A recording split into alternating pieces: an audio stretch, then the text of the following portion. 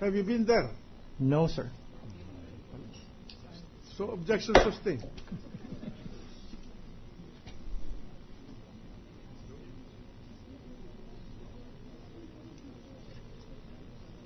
Do you know, Mr. Witness, how many floors there are in the Bellagio penthouse? Immaterial, Your Honor.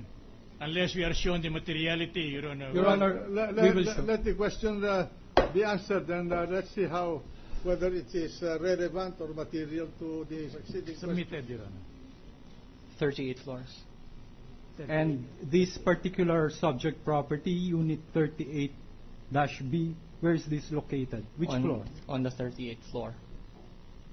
Do you know how many penthouse units are there on the 38th floor? We have basically 3 penthouse floors, 2 units each. 2 units each floor?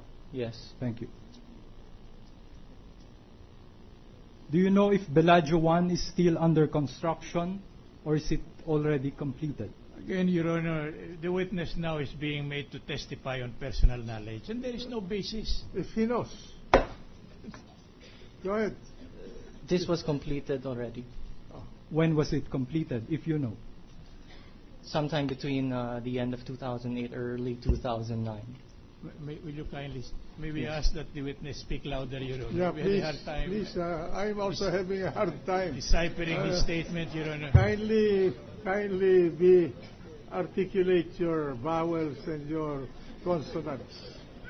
Again, Mr. Witness, when was this completed? This was completed sometime between the end of 2008 and early 2009. Mr. Witness, based on the deed of absolute sale, previously marked as Exhibit Quadruple A, you represented Mega World in the sale of the Bellagio penthouse to Corona. According to this deed of absolute sale, the subject property was sold at 14,510,225 pesos.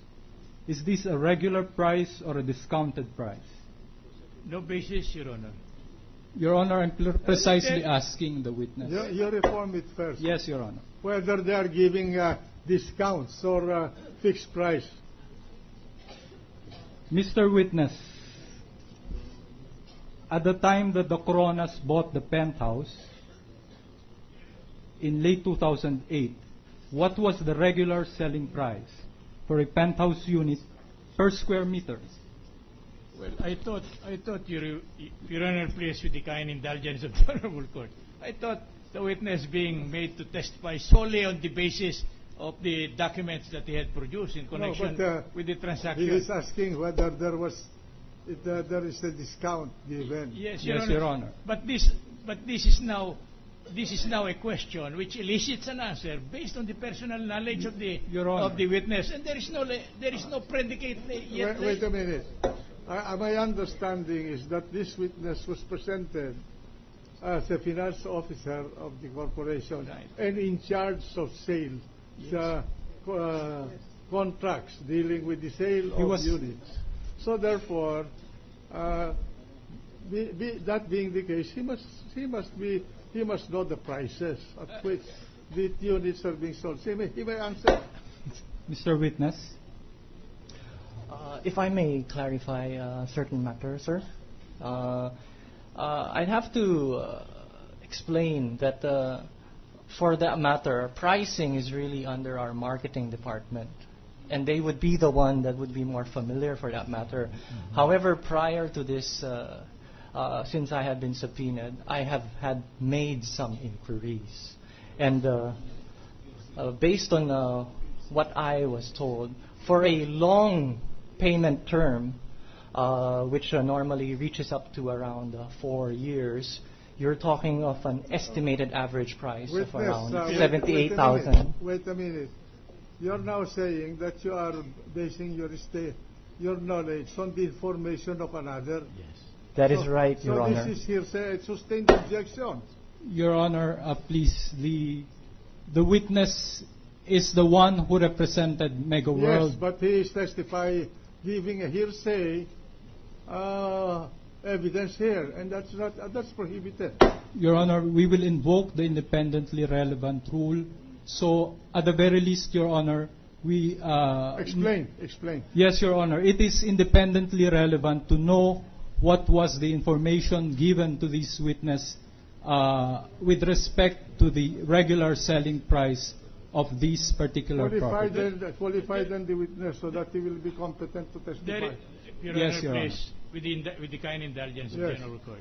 There is no question as to the conversation taking place between this witness and the other witness. As to the accuracy of what was stated or transmitted, we do not object. But what we are objecting is the nature of the testimony. Well, anyway, will that not be strictly hearsay? Anyway, counsel, I will allow the question to be answered, and it's up to you to use your skill as a cross-examiner. Thank you, Your Honor. Mr. Witness, you stated that after receiving the subpoena, you made inquiries with respect to the regular price of this Bellagio penthouse. Based on that inquiry, what did you learn? Again, definitely hearsay, Your Honor. Your Honor, what did you learn from what was transmitted? There has already been a ruling, Your Honor, on this point. No, I have... none. Counsel for the defense, let us allow the counsel for the prosecution to submitted, Your Honor. Just be understanding. Allow him to. This is just a preliminary question. Go ahead. Witness, answer. For a long payment term, I was given an estimated average of around 78,000 to 80,000 per square with imputed pro rata cost for parking. You say estimate? That is right, So, Your Honor. You are. It's not a fixed price. You are just estimating. Yes, Your Honor. How valid is your estimate? What's the basis of your estimate? Your Honor, I was just informed of this estimate. The actual method by which it was computed, I would not have been... You see, Mr. Witness, you are telling us that you have no information sufficient to form a belief. You are simply estimating. So, counsel, reform the question, lay the basis so that we will not be dealing with this kind of an evidence. Yeah. We are dealing here with the sale of property with fixed values.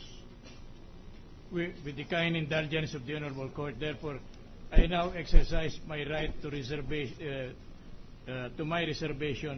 to ask or to request this Honorable Court for the striking out of the answer of the witness. Because you can record your objection if you want, but I will allow this for purposes of liberality. But counsel, I admonish you to lay the basis for your questions so that we will not have these objections. And if the witness is you are not sure of the competency of the witness, qualify the witness.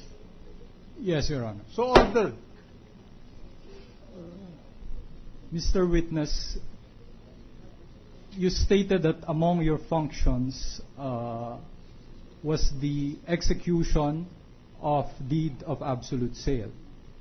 Before you execute a certain deed of absolute sale, do you take any steps to ensure the regularity of the said transaction?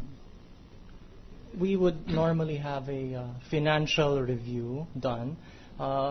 And under finance, this is basically just to ensure that a unit or a property is fully paid based on what was agreed upon by within the contract to buy and sell or reservation agreement. And you earlier stated that after you received the subpoena in this case, you made inquiries with respect to the pricing of the Bellagio penthouse. Is that correct? Yes, sir. And with whom did you inquire? I've inquired with our Senior Vice President for Marketing and Sales, Noli D. Hernandez. And do you have, based on these inquiries that you conducted, what did you learn about the price given to the spouses Renato Corona